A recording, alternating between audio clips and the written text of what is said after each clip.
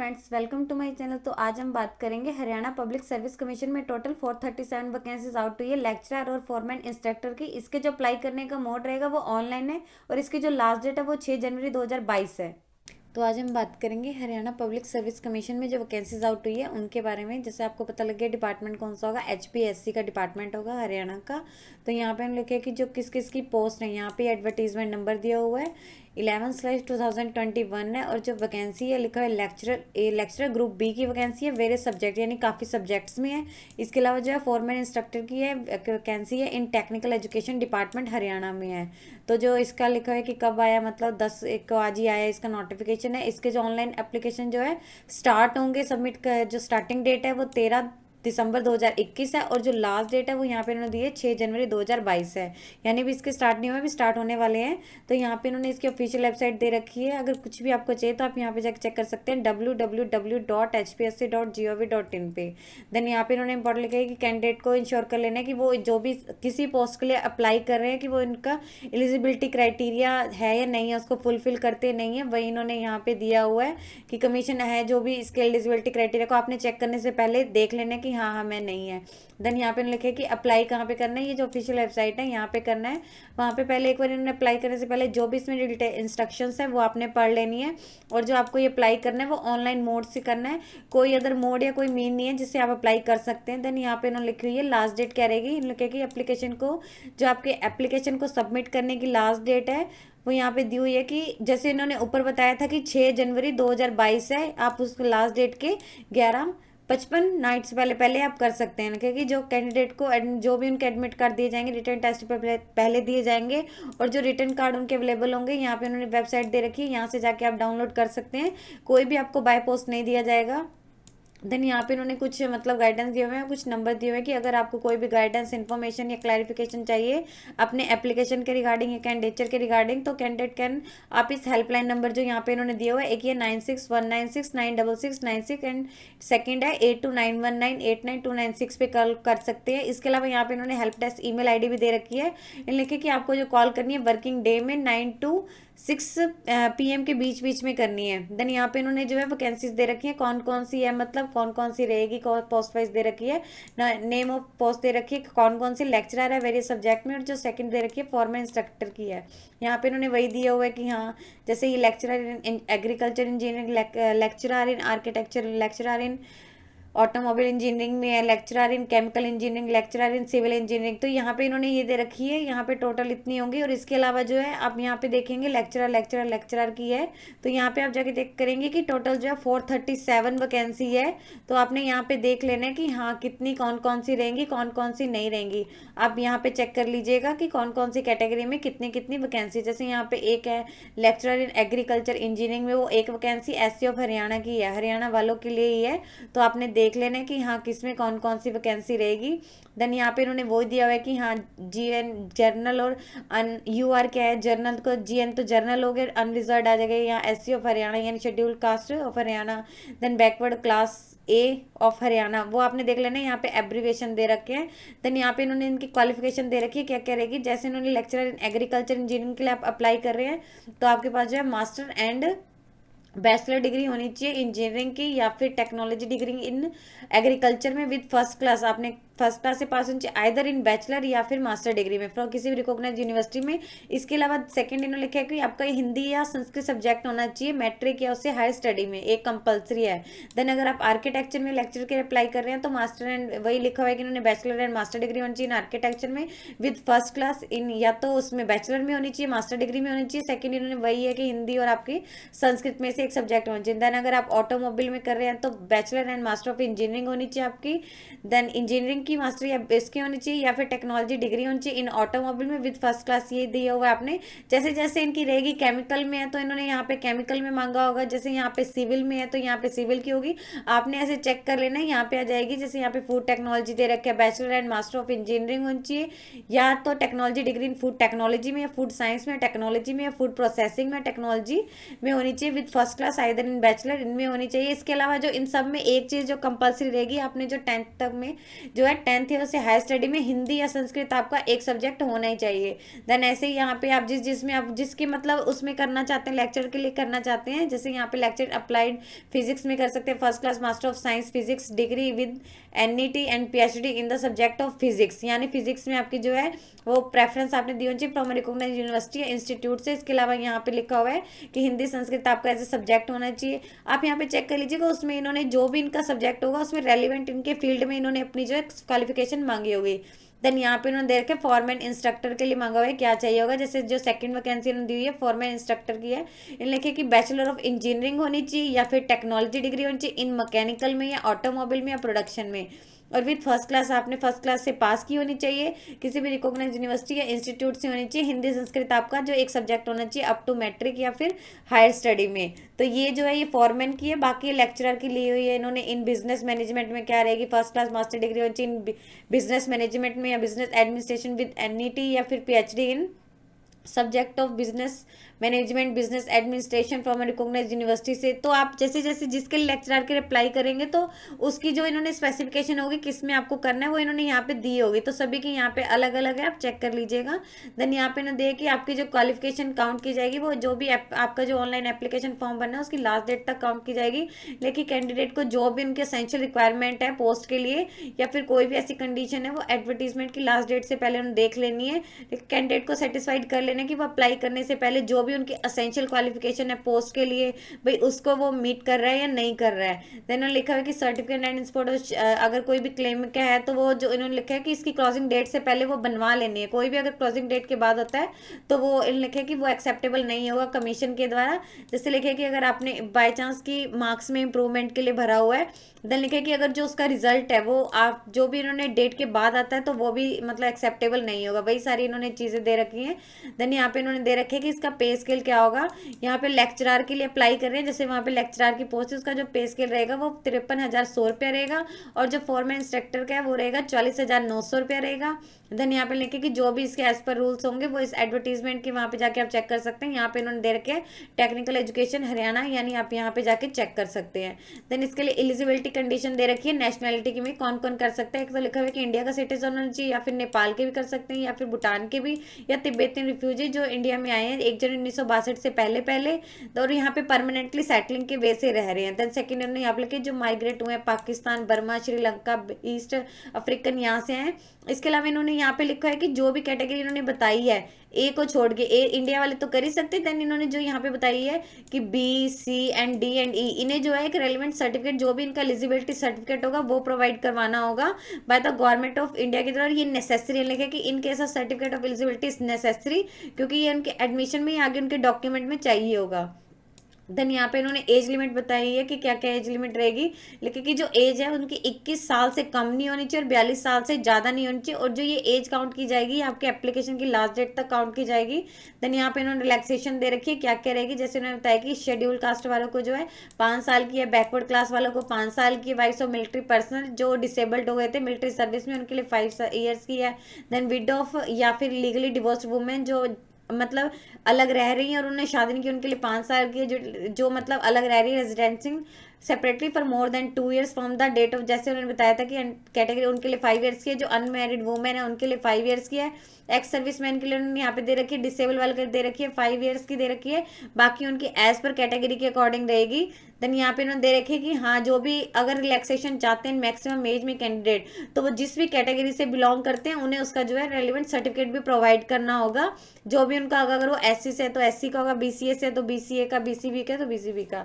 Then यहाँ पे लिखा है रिजर्वेशन वही दिया है कि अगर आपको जो बेनिफिट चाहिए तो उनका जो ये बेनिफिट उन्हीं को मिलेगा जो एससी है, BCA, BCB, WS, PWBD, ESM और ईएसपी का है, जो हरियाणा स्टेट के डोमिसाइल यानी हरियाणा स्टेट के निवासी उन्हें मिलेगा। इसके अलावा लिखे कि वुमेन जो है अगर वो रिलैक्सेशन चाहती हैं एससी, बीसीए, बीटी के तो उन्हें जो है कास्ट सर्टिफिकेट अपना सबमिट करना होगा। मतलब यहाँ पे वही दिया हुआ है कि अगर उनकी जो हरियाणा की उसमें आना चाहिए कैंडिडेट लोग अदर स्टेट से हैं उन्हें कोई भी ऐसा नहीं है।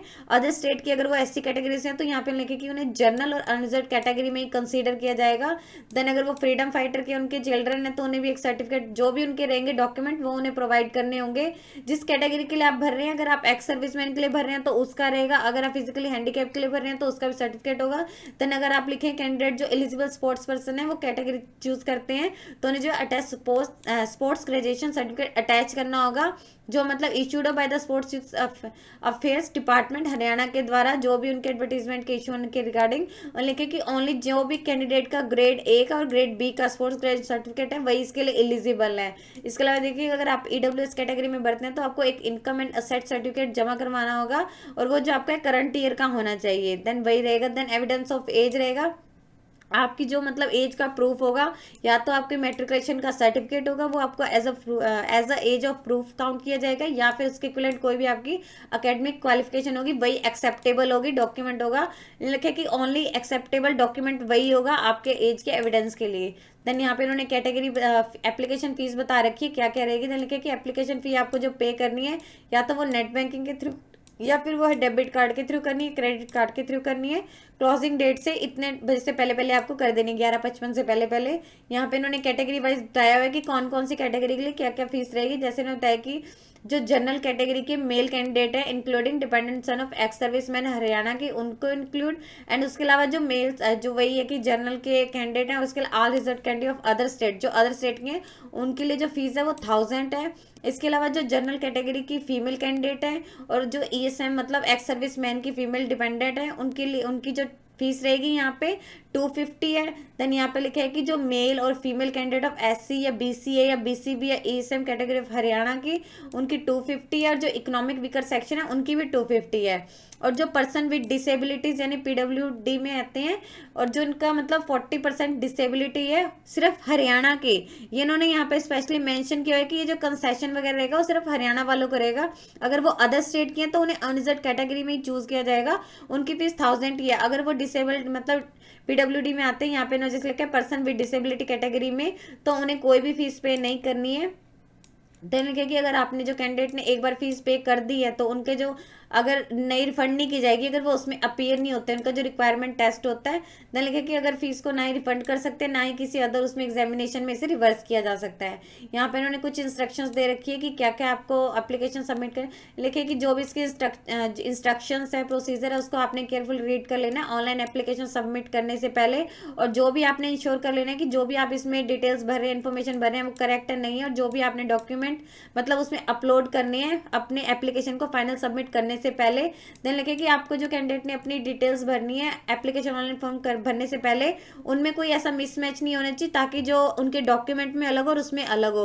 Incomplete and defected application form सीधा रिजेक्ट कर दिया जाएगा, कोई इसके रिगार्डिंग आपको कोई मतलब इन्फॉर्मेशन नहीं दी जाएगी। देन लिखे कैंडिडेट को एडवाइस की जाती है कि उन्होंने अपना एप्लीकेशन फॉर्म केयरफुली भरना है, जैसे कि उनका नेम हो गया, father name, mother name, DOB, उनकी category, qualification, marks obtain, passing year, photo, signature, details, fees, ये सब कुछ उन्होंने करेक्टली भरना है। अगर जो भी उन्होंने कैटेगरी चूज करनी है वो भी सही करें। अगर एक बार आपने जो अपना फॉर्म फाइनली सबमिट कर दिया उसके बाद कोई भी चेंज नहीं होगा, ना ही कमीशन उसके रिगार्डिंग कोई भी आपको चेंज करने देगा।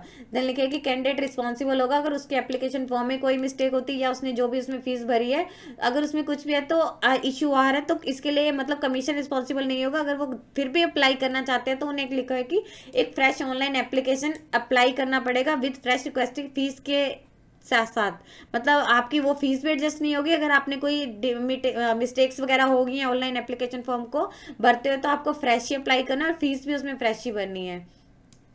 तो लिखे कि जो एप्लीकेशन है उन्हें एक सिंगल एप्लीकेशन ही सबमिट करना है। देन वही लिखा है कि सिर्फ एक ही कर सकते हैं। अगर उन्हें ऐसे करना है कि हाँ उनके मतलब अगर लिखे यहाँ पे जैसे उन्हें कि must ensure the application with the highest application number is complete in, जो भी है उसके डिटेल्स वगैरह हैं तो उनका कैंसिल हो जाएगा।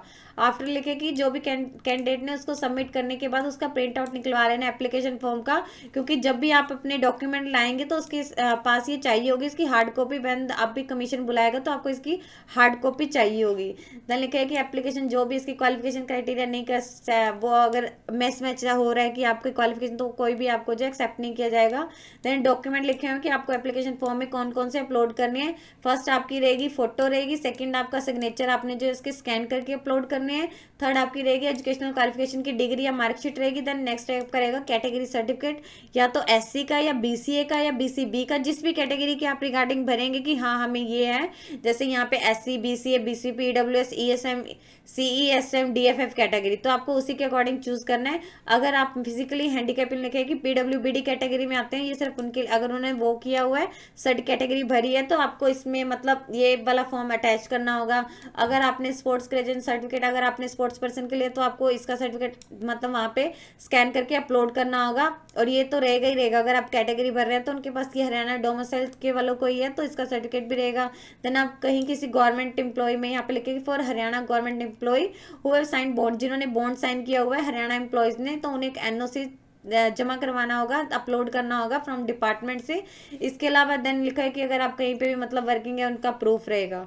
देन उसके अलावा जो भी आपने डॉक्यूमेंट अपलोड करने हैं वो तो रहेंगे ही रहेंगे आपके क्वालिफिकेशन के। देन यहाँ पे लिखा है कि no objection certificate by the employer, कहीं भी अगर कोई भी एम्प्लॉई है वो अगर वो मतलब किसी गवर्नमेंट उसमें काम कर रहा है, तो उन्हें अपना जो है एनओसी वही बताया कि candidate who join service under the government, या तो उन्हें एक जो है अपना एनओसी जमा करवाना होगा फ्रॉम द एम्प्लॉयर अपने इंटरव्यू के समय, जब भी उनका इंटरव्यू होगा या उससे पहले पहले। और इसका लिखा है कि जो पर्सन है प्राइवेट एम्प्लॉयड में मतलब वर्किंग कर रहे हैं, उन्हें ऐसा कुछ भी सबमिट करने की जरूरत नहीं है। देन अगर आप एक्स्ट्रा टाइम, इन लिखे कि scribe and extra time for PWD category candidate के लिए, अगर आप चाहते हैं कि हाँ भाई स्क्राइब करना चाहते हैं और एक्स्ट्रा टाइम चाहते हैं कंपनसेटरी, तो उसके रिगार्डिंग जो है कि 20 मिनट्स पर आवर दिए जाएंगे in each paper person with disability.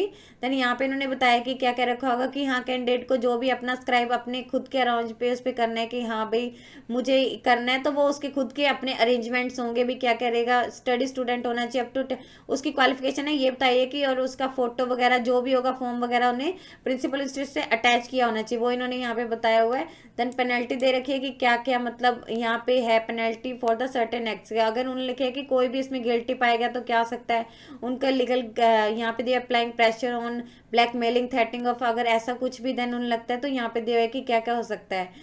आपने यहाँ पे देख लेना है प्रोडिंग, अगर उन्होंने गलत फोटो वगैरह अपलोड किया, कुछ भी ऐसा किया हुआ है, तो उनका कैंडिडेट कैंसिल होने के लिए लिखा है कि हाँ मतलब पेनल्टी वही है कि चेंज मतलब कैंसिल हो सकता है। यहाँ पे इन्होंने जो कुछ कॉरेस्पॉन्डेंस दे रखी है कमीशन के लिए, इन्होंने यहाँ पे देखा कि अगर कैंडिडेट जो है उसका ई एडमिट कार्ड नहीं डाउनलोड कर पा रहा है या कोई भी उन्हें कम्युनिकेशन नहीं हो रहा है उसके एग्जामिनेशन के रिगार्डिंग, यानी जो उनका यहाँ पे ई एडमिट कार्ड का है, तो उन्होंने कहा कि एक बार उन्होंने कॉन्टैक्ट कर लेना है जहाँ पे जो दिए हुए हैं हेल्पलाइन नंबर दिया हुआ है, एक तो इस पर ये इस पर, या फिर वो ईमेल आईडी कर सकते हैं। स्टिल उन्हें लगता है कि कोई भी कम्युनिकेशन नहीं है तो इसके लिए कैंडिडेट रिस्पॉन्सिबल होगा कि हाँ उनका एडमिट, क्योंकि जो भी कैंडिडेट है उसे एडमिट कार्ड के बिना एग्जामिनेशन हॉल में बैठने नहीं दिया जाएगा। लेकिन कैंडिडेट को एक बार अच्छे से देख लेना है कि उसका जो नेम वगैरह है कोई उस अलग मतलब गलत तो नहीं है उसमें, क्योंकि कई बार ऐसा टेक्निकल रीजन के कारण भी जो है नाम वगैरह गलत हो जाते हैं। अगर कुछ है तो वो नंबर पे कॉल कर सकता है।